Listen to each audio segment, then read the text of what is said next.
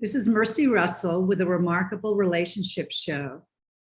My goal in this show is to bring a fresh perspective to you on all things related to how humans develop their individual brilliance while navigating the excitement, stickiness, and resistance in their relationships. In my 40 years of working as a psychotherapist, I have been continually amazed at the ways in which people overcome challenges. I hope to share my experience, insights, and to stimulate your thinking. My goal with this show eventually is to talk to you with open phone lines. Today we're having an interview. So, however, you may also ask me any questions when we have a call-in show, and I welcome your comments also. In the meantime, my website is leadershipwithmercy.com. Please join my mailing list. You may also email me at mercybrussell@gmail.com. A podcast of each show is on the 1150kknw.com website.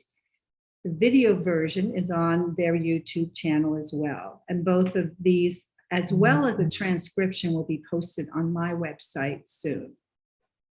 So today, however, my guest is Mark Getty, also known as the Irish Hulk. Mark is Hi, Mark. Mark is a champion bodybuilder and owner of the Elite Health and Fitness Gym in Lisburn, Ireland, outside the city of Belfast. Is that right, Mark? Yeah, that's 100% right. Okay. He trains in his gym and also virtually via video calls. I was introduced to Mark as a personal trainer by Kim Constable of the Sculpted Vegan. She's also Irish. In addition to winning over 100 titles as a competitive bodybuilder, Mark has trained many other title-winning bodybuilders. Why is he my trainer? My goal is not to be a competitive bodybuilder.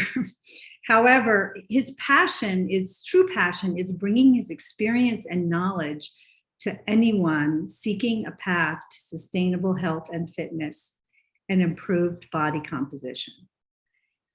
I chose him because of his personal and professional experience as a father of 5 children, maintaining a high level of fitness in a balanced lifestyle. As a competitive athlete for over 20 years, he knows how to persist and gain strength and fitness despite injuries and setbacks. And that was pertinent to me. So Mark has a compelling story of his entry into bodybuilding. He evolved through stages of using his sport to achieve independence after tragedy in his family, to elevating his success and lifestyle in a relationship network in his community, what I call a fortunate marriage, and a commitment to a healthy family. So Mark, now it's time to talk to you. Welcome. Welcome. Thank you very much, Mercy, for having me on. It's an honor and a pleasure. So it is. So I'm looking forward to seeing what you have for me today. Oh, great. Well, my experience talking to you, I don't think we're going to have a lot of trouble. Both Mark and I are talkers. Both Mark and I are talkers, and he's Irish and spins a great yarn, no matter what the subject. Definitely. So I like to, of course, start with your background so we can get some history. And this, of course, is the beginning of your story.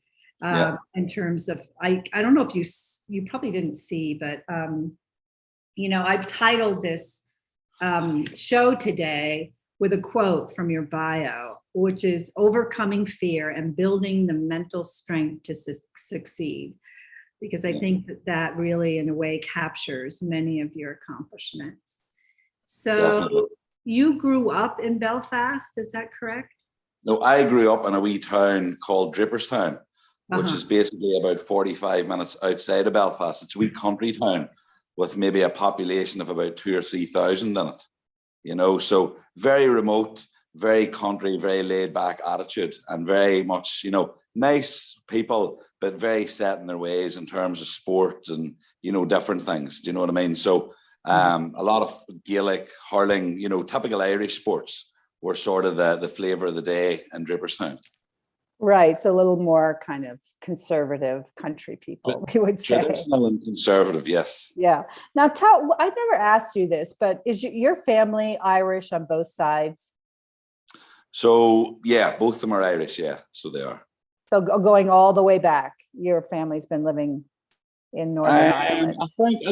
I think so, yeah. I'm not 100%. I've never really delved back into the roots. I know my mother was originally from Draperstown, so she would be Irish right the way back. My father was originally from Ballymoney in a different part of Northern Ireland.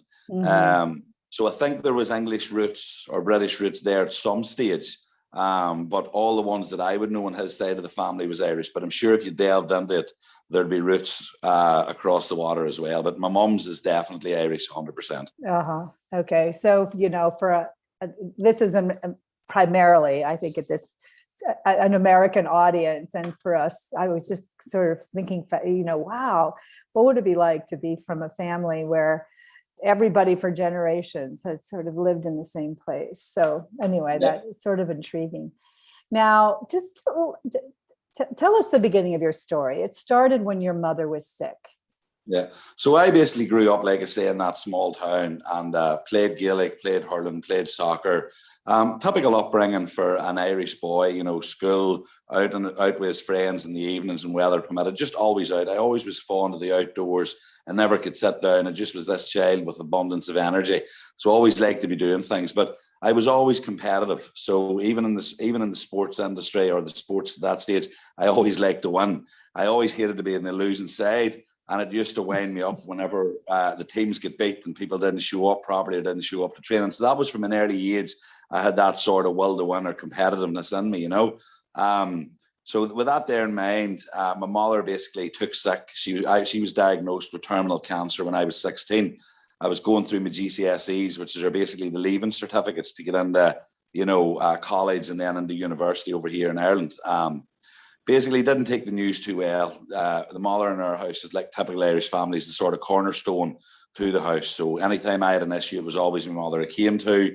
My first girlfriend, I had came to my mother. My first breakup, in tears, thinking my life was over, I came to my mother. So whenever she was diagnosed with that, it just sort of wrecked my world because, you know, I always had this family sort of unit. It was normal. The upbringing was good. So, you know, you started questioning everything, your faith, everything to do with why has this happened, you know. So when that happened anyway, within 6 months of the diagnosis, she was dead. So basically by that stage she died. I took it bad, and basically I had no outlets, you know. I was kind of thinking I was lost, for want of a better word, you know. And around an Irish funeral, there's a big deal made of it. So there's a lot of people and surreal and everything's going on. It's not until the days after that you actually find yourself dealing with the dramas and the loneliness and everything else that precedes. So my father at the time basically got me one of my cousins to take me under his wing for training. Now, I trained in the gym, but I trained in the gym all wrong. I was doing 3 hours a day, training every body part, sort of keeping fit, but at the same time thinking I knew what I was doing. So he took me under my wing. He was the first guy that I had seen up close and personal that resembled a bodybuilder, and I liked the way I looked. So before that, it was in the movies like Arnold Schwarzenegger, Jean-Claude Van Damme, and I always liked that look of strength and power, and you know, that sort of look and the training that went into it. So whenever he took me under his wing, it sort of came at a great time because it was a good way for me to release that sort of anguish and anger, and, you know, not deal with the grieving as such at that stage and deal with it my own way, which is to basically get into the gym. So as soon as he sort of done that and I get into the habit of training, I just literally immersed myself in the gym culture. So I done all the reading I could.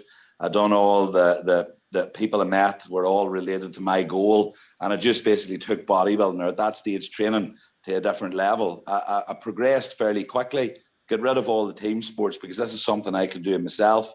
I was responsible for everything myself. I had nobody letting me down. I could turn up and train whenever I wanted. So it all suited my needs at that time, because I needed a new challenge and I needed some way to sort of vent my anger and get my grieving out. So I sort of then moved to Belfast at university at 18 or 19 and realised up there that there was a bit more sort of interest in bodybuilding. There was more people doing it, so there was gyms that catered for that.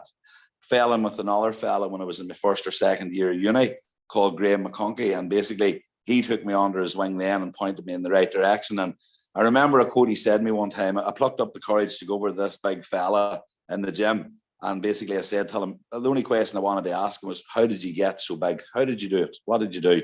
And he turned around and he said to me, can you stick at something when it's boring? And I kind of looked at him and thought, yeah, I think so. And he says, and can you eat?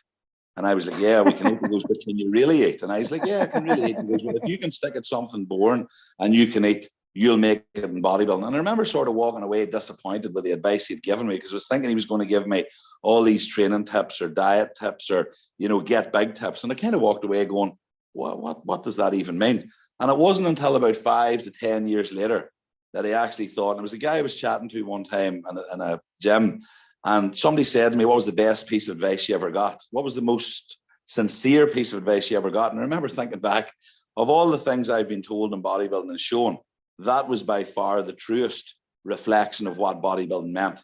It's about doing the mundane things over and over again, and the hope that at some stage you're going to progress, and also shoveling copious amounts of food into you in order to make yourself grow. So, like I say, that was the early stages of how I got into bodybuilding. At that stage, I had no interest in competing. I just enjoyed the process of training. And obviously with my competitiveness, I enjoyed trying to push myself to see how far and how good it could become. Right. So I think to highlight certain things that were happening for you, especially as, in perspective of how you've evolved since then. At this point, the bodybuilding gave you a very clear goal, and you were in control of your own destiny, right? Yep. This was very much, in a way, a very healthy and step toward independence. You didn't have to rely. Your family had sort of fallen apart, and in a way.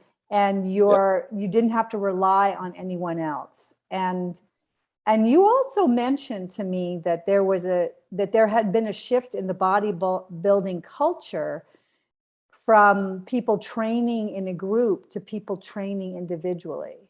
Yeah. Yeah. I think back in the day where I was from in Draperstown, unless you were playing football or had a bat in your hand, that was the only sports they knew. So they all trained as team. It was all team orientated, the county orientated, the town orientated.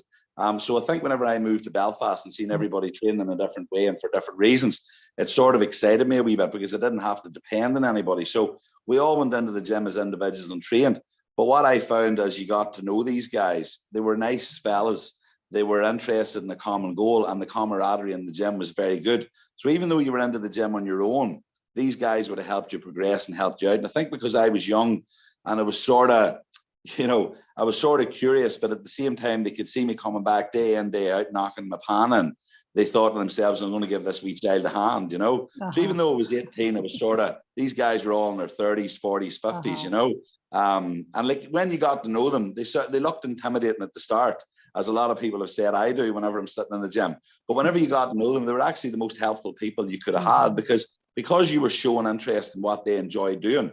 They then reciprocated it by helping you get to where you wanted to go. So in a way, there was a team element, but you were doing it yourself. And what I enjoyed about it was, at that stage, I think with my mother being dead and me depending so much on her and not so much my father, I think for me, I didn't really want to depend on anybody anymore. Do you know what I mean? Because I think the big part of me was she had left me, although it was, not her choice. And I sort of then didn't want to put that trust or thing in anybody else. So that's why I enjoyed the sort of independence, the training on my own. I was culpable for my own goals. I could take responsibility for my own actions. And I think at that period in my life, it actually came at a proper and good time, because I think bodybuilding, I know a lot of people say such and such saved my life, but I genuinely look back and think if I hadn't found bodybuilding or training when I did, I definitely could have went down a different path, Right. You were also in the university too. Yeah. So you had, and you went through a master's level in the university. I went correct? to master's. Yeah. I done that for my mother. My mother said whenever she was diagnosed with cancer, she wanted me to go to university. So I thought to myself, I'm gonna heed her wishes. And early on in that, a lot of the guys were sort of saying, do this, do that, you know. So I always wanted to go to uni. And then I had that independence of moving up to the big city and living there on my own, you know, away from sort of, I'm not saying I wanted to get away from my father and things like that, but it was nice just to get away out on my own, pursuing what I wanted to do. And it was sort of that, I wouldn't say it was the dying wish, but it was one of her last wishes that she had said to me, to go to university and get a good career. So I ended up following that path in sports and business right through the master's level. And I think at 23, I then left university with not a clue what I wanted to do.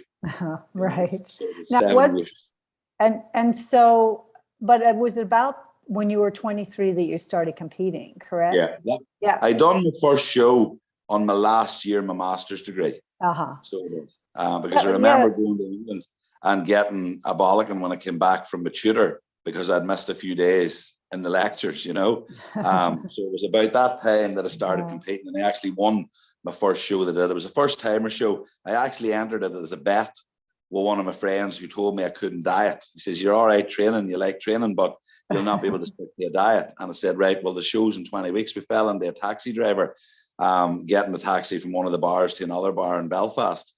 He bet me that I couldn't do it. I bet that I could. 20 weeks later, I was standing on stage holding my first place trophy that I would have won, you know. Right. So, so tell us though a little bit about that training. What kind of discipline that required in that 20 weeks? The first one was strange because I didn't know what I was doing. You know, it was sort of, I had this guy that was friendly with me that sort of said he could get a diet from a fella. So we followed this diet. And I remember the diet well. The first meal was oats and eggs in the morning. And the second to sixth meal, so second, third, fourth, and fifth, was rice, chicken, and broccoli, and just drinking water. And I followed that diet religiously for 20 weeks. Do you know what I mean? I think you tried to foist that diet on me too. It's not nice. It's not nice. It's the first time and the only time I ever did it. Do you know what I mean? But back then, I didn't actually realize this is what I thought you had to do to get in shape. The guy that gave it to me was more versed. So I thought I'm going to do it. I was training 7 days a week. I was doing cardio for up to 2 to 3 hours a day. I basically done everything that I would tell you not to do now. Do you know what I mean? So how I actually won the show was beyond me because I really overtrained. I underate. I done everything that you would say is a cardinal sin now. But I got into shape. I felt like I'd had to be a truck for the last 4 to 6 weeks, but I just persevered, came to the show. I was sitting backstage at the show, and I remember thinking to myself, what are you doing? You're about to go out on a stage in front of 1,000 people in a pair of, hot pants, basically, and a pair of, Speedos and a tan. Do you know what I mean? And a realization hit me that what I was actually doing, because I hadn't a clue how to pose. I hadn't a clue what I was doing on the stage. I just went out and absolutely won it. I just literally copied the guys beside me, was all over the place. And when they announced my name in first, I genuinely couldn't believe it, But that was the start of things to come. I kind of thought to myself 4 to 6 weeks out, I will never do this again. This is the only time I'll do this. If you told me to do another show at that stage, I would have told you no chance. And after I won, I got the bug. And 20 years later, we were still competing, Yes. But I love your little story about, I love your little story about when you were standing there in your Speedo facing the stage. Yeah. And you thought about what your options were. Yeah, my options were... Because you didn't want to go on stage. I didn't want to go out. I literally had a moment of sort of realization. This is when it hit me what I'm actually doing. And the two options were, one, get on the stage, or secondly, go out through the backstage door onto Belfast Street, where there was thousands of people walking about, wearing only a pair of Speedos and an orange-coloured tan. And the only thing stopped me was, I'm going to look better on the stage with people that look like me than I would walking around Belfast, tanned up and a pair of Speedos on me.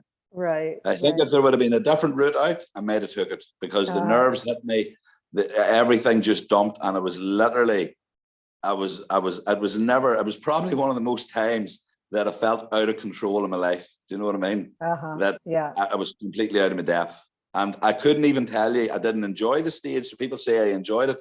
I didn't enjoy 1 minute of it. I couldn't wait to get off it once I had won it. And then you won it. So that was a huge surprise, right?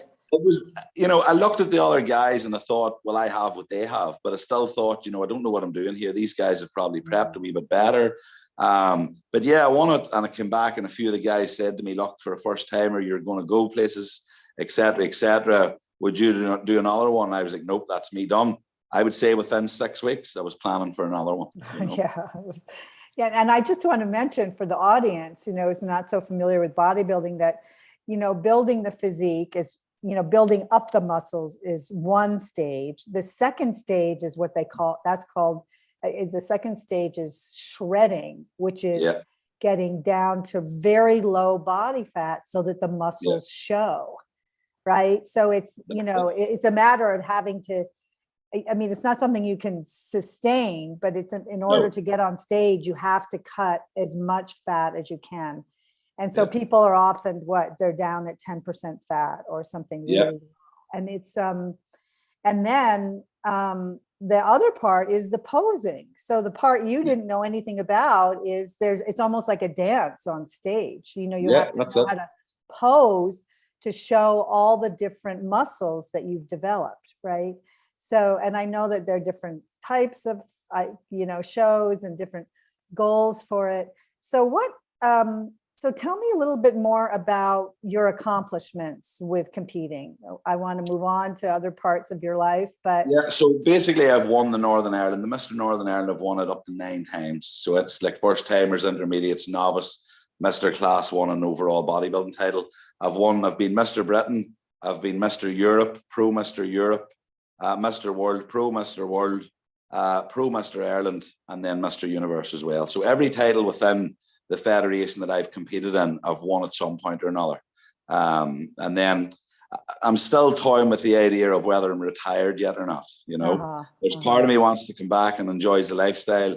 And then there's other parts of me doesn't want to go back through the rigorous dieting again, because I'm enjoying eating and living a normal life at the minute that I don't know if I want to do it. But there's weeks I want to do it and weeks I don't. So I still would love to get back on the stage and potentially do a master's category, another shot at the pros. And one of the main driving forces for that now is I want my kids. My kids have consistently talked about wanting to see me on stage, because obviously I was competing when they were younger, and the 2 younger ones have never seen me. And I kind of would love to do it again, just to kind of give them, a wee day away or a wee week away seeing their daddy up on stage, So I think if truth be told, I probably will go again at some stage just for that, and obviously to add more titles to the belt, because I wouldn't be going there to get beat, Right, of course. Because you are a winner, right? I'm very competitive. That hasn't stopped just because I've got older, Right. Or despite your injuries or setbacks, we're still going to get over that and make it a triumph. So the next thing I want to ask you about is Lee, your wife, because, she is not a minor part of your story. She's very central. And we're getting close to taking a break, but can you just tell us briefly how you met, and then we can talk more about it after the break. So I was basically dieting for the 2006 bodybuilding Mr. Northern Ireland, one of the Mr. Northern Irelands, and I was out one night. My friend at that stage, one of my best friends, had split up with his wife, and he basically wanted me to go out with him. So I decided I would drive out that night and lift him, get him out of the house just to take his mind off it a wee bit. And I was in a bar in Belfast, and Lee was over in the corner. And I remember just seeing her. But by that stage, all I had a notion of was to get home, to go to bed, because I was tired from all the training and the diet, So she came walking over at the end of the night and basically started speaking to me. I took her number and said I would give her a text in the morning. She was obviously drinking that night, so she probably doesn't remember any of this, because the argument back and forth between me and her is who approached who first. But I was definitely approached by her, not the other way about, And you don't drink, right? So I don't drink, no. Even in this Irish pub culture, just to be clear about that. I don't drink. So we and her met anyway. She left, I left. The next morning, about 9 o'clock, I give her a text, and she said to me, "What are you doing?" And I said, "I'm up doing cardio." And I think that was the realization that hit her, that I was sober that night. So she kind of took a wee bit of a embarrassment to see what she had actually done. So we got chatting. One thing led to another. We arranged to meet up. She actually cooked me dinner. And then that was it. Basically, from there, everything just flourished. we started dating. We seen each other a lot. We spent a lot of time in each other's company, even when I was getting ready for the show. It just clicked very quickly for me and her, you know. And to be honest with you, I kind of knew early on that she was the one. There was a few things that she did that really made me sort of think, wow, that's amazing that she's willing to do that. You know, one of the things quickly I'll note on was I was actually in the process of opening up my own gym with a friend. He let me down last minute. And I remember saying to Lee, and she basically said, look, I'll put my house up as collateral for your loan. Now, we were only going out 6 months at that stage. And for me to look at her and go, you know, I won't let you do it. But it kind of made me think this, you know, this woman will support you regardless. You know, this isn't some of these flings or a wee quick relationship. This is the way she's thinking, like, you know. So I kind of think that was a thought for me to kind of think, you know, for somebody to do that and want to do that for you to help you, that was definitely a keeper, you know. And in the bodybuilding world, you know, a lot of it revolves around ego and selfishness and things like that. So for somebody that was so selfless and wanted to see you succeed even after only 6 months, it sort of took me by surprise, you know, because up to that stage, like I mentioned, I was very independent, doing my own thing when I wanted, with who I wanted, you know, the bodybuilding. And then I was kind of going, what? You know, it sort of brought that back, that there is help there. You just have to think. And I think that was the bit that was the sort of clincher for me, that this is definitely going places, you know? Yes. So that's the sort of, I guess, the next level of your evolution was going from this very, in a way, very productive independence to really finding a very, you know, important and healthy way to be in connection and relationship that then also continue to further your development. So we're going to take a break now. Just a couple minutes. This is Mercy Russell of the Remarkable Relationship Show. My guest today is Mark Getty, a champion bodybuilder from Northern Ireland and owner of the Elite Health and Fitness Gym in Lisburn. And we'll be back after a couple of minutes. Thank you. All clear. I didn't know you were there. Okay, great. So that's a minute and a half for a break. I'm going to just get my charger. Okay, good idea. Hi, I'm Dr. Michael Norworthy, your health tip of the day from the African American Wellness Project. Asthma affects 25 million people nationwide, and every day 10 people die with it, with African American women and children being most at risk. Early warning signs include coughing, especially at night, or with exercise and wheezing. Almost all asthma can be effectively managed with a good action plan. So talk with your doctor today, and for more information, visit aawellnessproject.org. Hi, tune into my new show, The Remarkable Relationship Show, with me, Mercy Russell. I bring a fresh perspective on all things related to how humans develop their individual brilliance while navigating the excitement, stickiness, and resistance in their relationships. Wednesdays from 9 to 10 a.m. And you can visit my website at leadershipwithmercy.com. Alternative Talk 1150 is your sports organization's safe bet when it comes to airing your team's games. Our players are all seasoned professionals when it comes to sports programming. Imagine your games being heard on local radio. Your team deserves the MVP treatment. Call 425-653-1150 today to learn how affordable and fun it is to broadcast your games on the radio. Call 425-653-1150 and make your next season something special. That's 425-653-1150. Make us part of your daily routine. Alternative Talk 1150.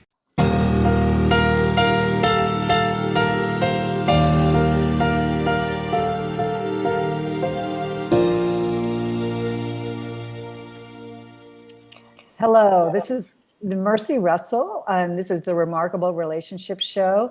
My guest today is Mark Getty. He's a champion bodybuilder from Northern Ireland.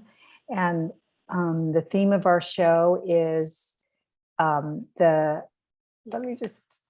I describe this? Overcoming fear and building the mental strength to succeed. So we've been talking about how Mark got into bodybuilding, his early accomplishments, and also then how he met his wife. So I am now, Mark, when did you and Lee get married? 2011. 2011. Yeah. And tell me, you have 5 children, is that correct? Yep, 5 children. And how old are they? So one's 22, one's 11, one's 9, one's 4, and one's 2. Okay, so so you have a really busy household, right? Busy, but very busy household. Never stops, but right. good. I wouldn't swap it for the world, to be honest with you. Yes. Now, this is something Mark and I talk weekly, and we talk every week. We're talking about the family, what's going on in the family, and also, Mark, how you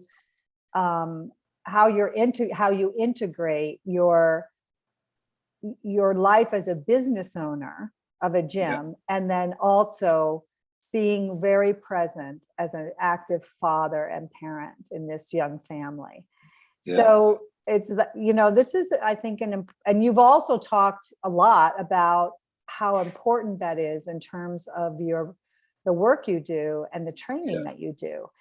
So can you first of all tell us a little bit about about your business and about your gym and how you got it started, and then what you've learned since you opened your gym 2015, is that correct?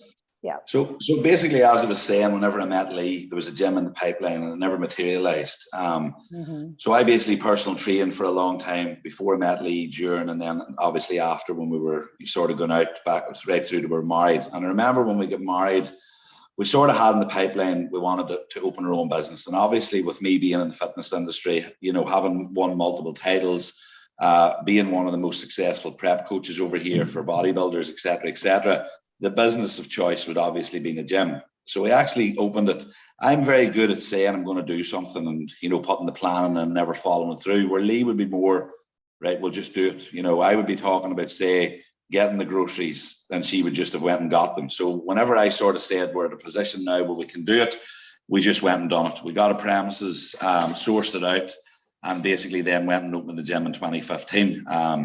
It was just an ideal step because it meant that I could take my personal training at that stage to another level while owning my own gym. And I always had a sort of vision of the way I wanted the gym with the equipment in the gym. So I was in total control of design and what way I wanted it, bringing the equipment in. And obviously then it opened in 2015. Usual nerves about it opening, and it's been open 7 years now. Doing well. And just basically it's something that me and Lee owns as a family. The kids are involved in it. It's just a nice sort of environment for training. And I think a lot of the training environment reflects on the owners and reflects on the sort of environment that you bring it in. So our environment would be very, very kid friendly. It would be very orientated to fitness and helping people of all ages, of all sort of, shapes and sizes, of all abilities. It's never been a bodybuilding gym. It's just been something for everybody, and I think the mix and the blend of everybody training has worked well. And it's somewhere that you feel happy and content to be part of. So it's sort of always been there at the back of my mind to open it. And then, like I say, we've done it, and we're very, very proud of what we've done up to date. We've been open now 7 years. Obviously, 2 of them were COVID related, so we were closed. But in the 6 years or 5 years of running NABA titles, we've actually won the Gym of the Year 4 years out of 5. So that's basically getting points for putting people on stage and prepping them. So it's been successful, and we've got great athletes and great people training out of it. So it's nice to be a part of, and it's something that, like I say, me and Lee and even the kids are proud of. You know what I mean? Right. So just for my audience, your NABA titles not only are for your gym, but also you also produce competitors who win NABA titles. And just tell us what NABA stands for. So NABA stands for National Amateur Bodybuilding Association. So that's one of the main federations in the world in terms of bodybuilding. NABA would be the longest established bodybuilding federation ever. So it's the one that's got the longest lineage for history from the Mr. Universe, which is where Arnold Schwarzenegger started off way back in the 50s and 60s, So that's the titles, and that's the federation that I would compete in. So it's the best federation, or one of the best. amateur federations in the world, you know.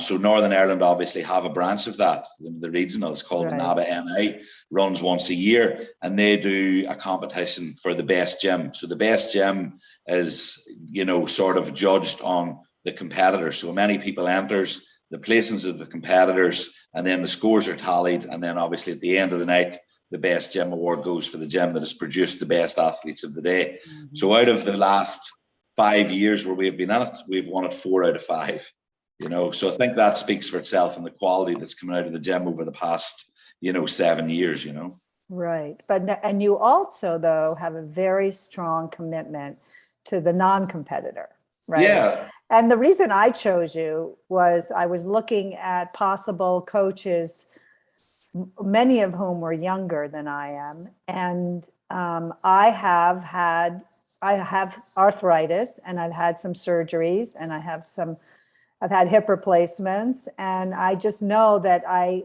need to accommodate that aspect. And I knew I needed to work with somebody who would understand that.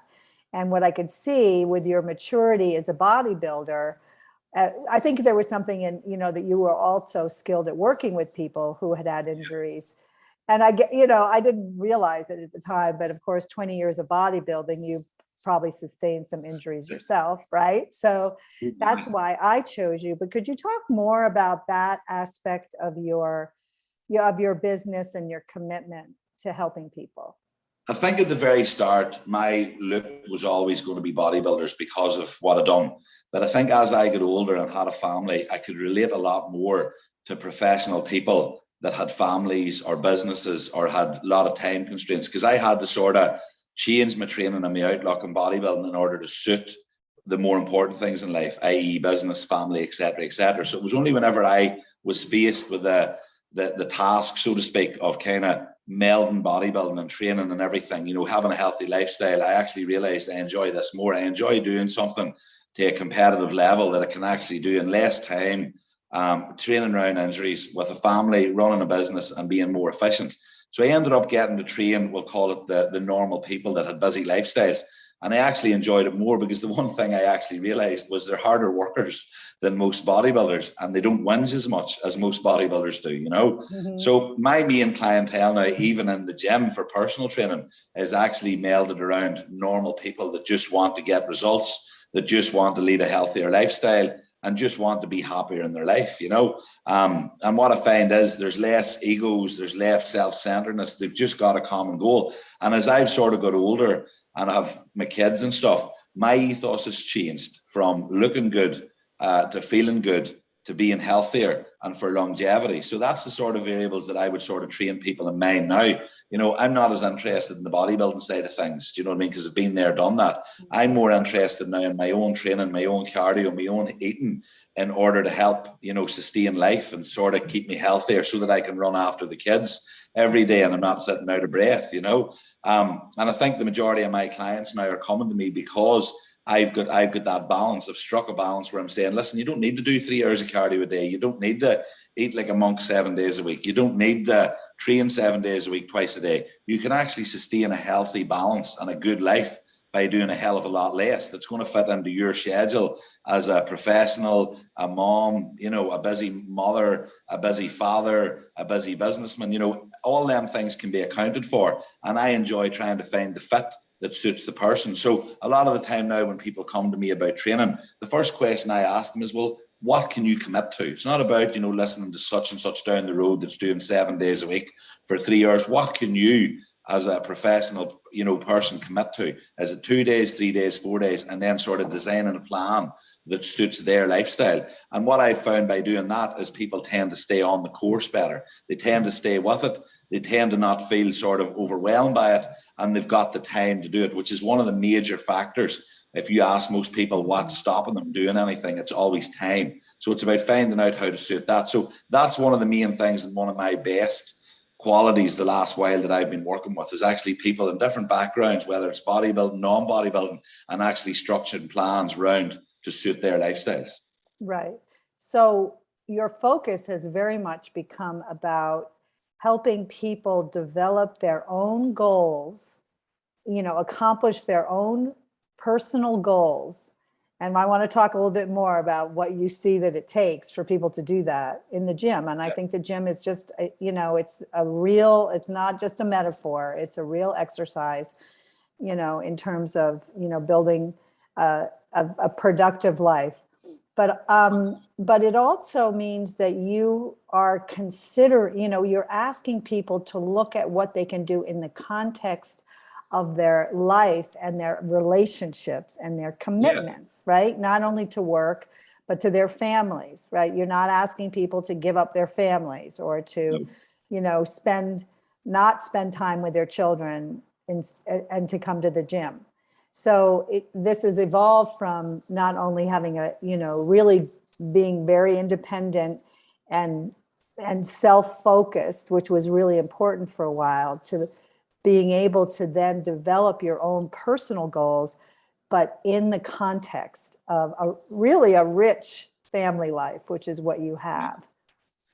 I think I found, I would have said at the very start, bodybuilding was an individual sport. But whenever I met Lee and the kids, everybody said to me, oh, that's you now. You'll not be able to compete at a high level. You'll not be able to do this. And I actually found it easier to bodybuild with Lee and the kids about, because I had that support structure. I had people that I could talk to. Lee would have helped me cook my meals. She would have done everything for me in order to do that show. She was my best supporter, but she was also my biggest critic. So if I said to her, how am I looking? And she thought it wasn't looking good, she would tell me. So there was no lies. It was just completely open. And up to this day, she would be one of the main people that I would go to if I was prepping for a show, just for the honesty. So for me, once I had Lee and the kids, I actually found bodybuilding easier. I was able to completely disassociate with bodybuilding and just train a lot more efficiently, do my cardio a lot more efficiently, eat more efficiently, but take myself completely out of the bodybuilding lifestyle, do what I needed to to do shows and win, and still win at high levels. But then it all superseded, the family unit and everything else. And then when the business came along, so for me, bodybuilding was important. It was something I was enjoying. But I seen the context of how unimportant it was in relation to Lee and the kids, the business, et cetera, et cetera. And it actually put it in perspective and made it easier. A lot of people will turn around and say, no, I couldn't do it with kids. I was the opposite. I thought this is easy because, my family comes first. So I'm never going to sacrifice my family for training. So if I had to pick between bodybuilding and family, I was always going to pick family. And I think that's why my training and bodybuilding evolved to another level where I've learned how to do it without giving up anything. Do you know what I mean? And that's what I try to teach people now, that yes, your family is more important than training. But if you kind of keep yourself mentally stable, physically stable, healthy, you're going to have a better approach to your family life too, because you're going to be happier, which will in turn make them happier. So for me, meeting Lee and the kids actually made my bodybuilding and actually made my journey evolve, which meant then I could help other people's life evolve, and a lot of my clients now in the PT and even online are just happier more so than anything else. A lot of them are happier mentally. Some of them come to me, they don't care about, say, how they look. It's more about how they feel. Do you know what I mean? And that to me is worth its weight in gold. How a person feels, and how a person radiates that outside of the gym, is worth more than how they look. And I think that's a big concept that, I try to instill now in people, because training makes me feel great. First and foremost, I feel great going to the gym. I feel good when I've trained. I feel better when I'm in a structured routine. And that then radiates across the family too. So that's something I try to provide across the board for people. Now, don't get me wrong, if you're bodybuilding, obviously we have to go for a look. But most people, you ask them now what their interests are. A lot of them are to do with, living longer, feeling better, being healthier. And that to me has come about full circle as opposed to looking better now. Right. So I have basically two questions. We have about 10 minutes left. And one is, I want to ask you to talk more about the characteristics that you see for people who are successful in meeting their goals. And then what do they do when they have setbacks? And in your case, as an athlete, it would, just injuries, which is an important, it's something that happens to most, very competitive professional athletes, no matter what their sport. So I just, would like to give you an opportunity to talk more about that. You and I talk about it quite a bit, but I think it's really important. I think for me, having a clear goal is majorly important. You know, for me, the clear goal was when I was sitting watching NABN, I said, I want to be Mr. Northern Ireland. So once I brought that goal to life, so to speak, I worked at it. And I remember going to the seminar in Dublin years and years ago, and it was with a fella called Tony Quinn, who was in the successful mindset, you know, and, you know, he was talking about books like The Secret and things like that, and how, you know, your mind, your body does what your mind, or your body follows your mind. So whatever you do, and I remember being sitting in one of the seminars with him, and it was actually, I was down to work in his gym, but what we had to do this 2-week mindset seminar, which I thought at the start, you know, this is going to be useless, but we'll sit here and do it. And I remember one thing he said to me about, you know, the class in general, he said about bigging up your goal. So, you know, take your goal, make it massive, you know, put it in a Cinema Life screen, make noise on it, you know, give it sound, give it, you know, colors. And I remember thinking at the time, you know, is this really necessary? But when I walked away from that, I sort of got what he was talking about. So whenever I was getting ready for shows, I always used to envisage me winning the show. I envisaged the crowd going mad. I envisaged my posing song that I was walking out to. I envisaged the judges saying my name. I envisaged me, how I would react when the judges said my name. And I remember the 2011 Northern Ireland was one of the shows that every time I was on the treadmill, I played this over and over and over in my mind. And I remember walking out in 2011 and basically playing out what I had done thousands of times and training thousands of times when I was doing my cardio, and literally played it out to the same degree. The song that I was posing to, the crowd going mad, the cheering, and my name being announced and my name being raised. And even now, when I'm thinking about it, I'm getting hair standing on my arms, you know, just thinking about that sort of vision. So, you know, whenever I sort of locked into my mind a wee bit and thought, whatever I want to do here, it's me. I can do whatever I want. I just have to, you know, do it. I have to plan through it. I have to be meticulous with my structure. I have to put, you know, all this effort in.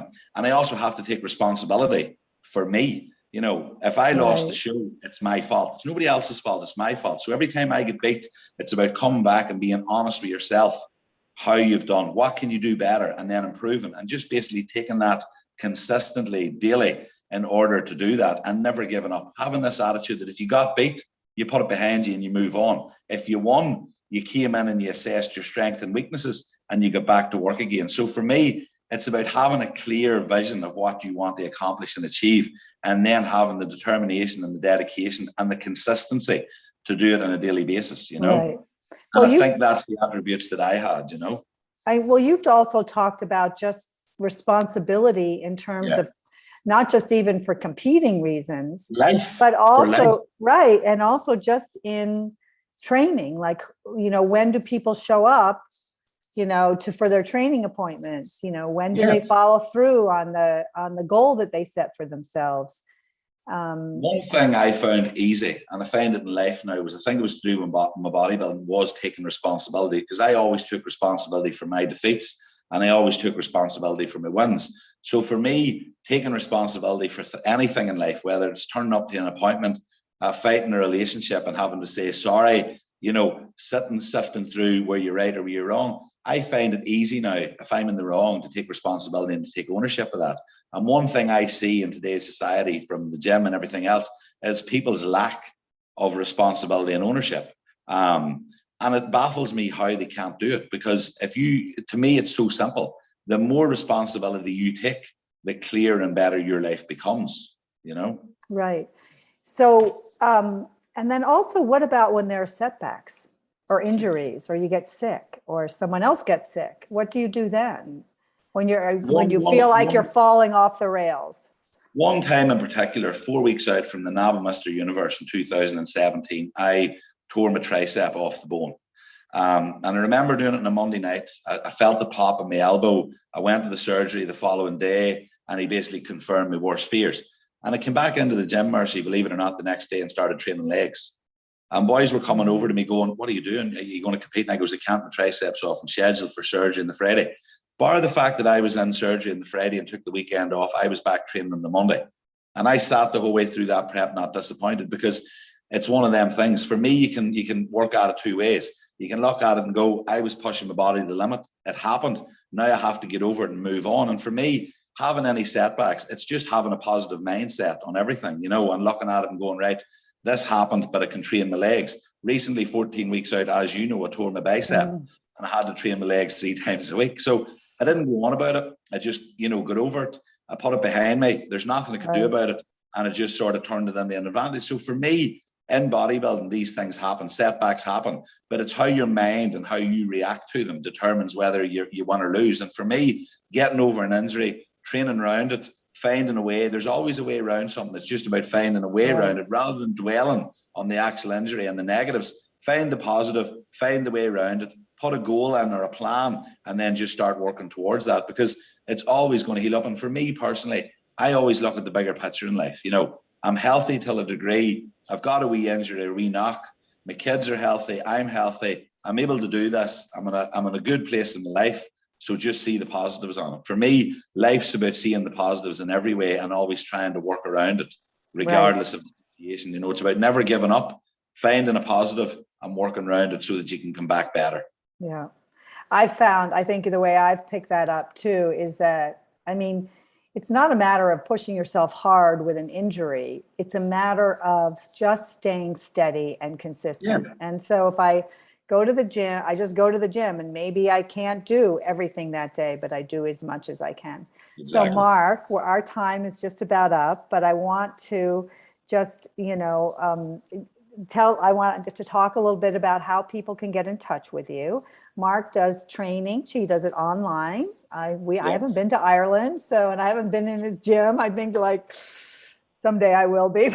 You're more than welcome anytime. That'll be a little scary. Yeah, no, because Mark's really he's a very good trainer, and I've made progress, but he's available and, to train at different levels. And, I really encourage you to reach out to him. So his website is www.theirishhulk.com. And you can reach him by email at markgetty187@gmail.com. And he's also on Instagram, The Irish Hulk, and on Facebook, Mark Getty. And he posts regular motivational talks. So this is Mercy Russell with the Remarkable Relationship Show. My guest today has been Mark Getty, a champion bodybuilder from Northern Ireland. And I encourage you to reach out. You can reach out to me at mercybrussell@gmail.com, and look forward to your comments or any questions. Thank you very much for joining me today, Mark. And my pleasure. My pleasure. That was brilliant.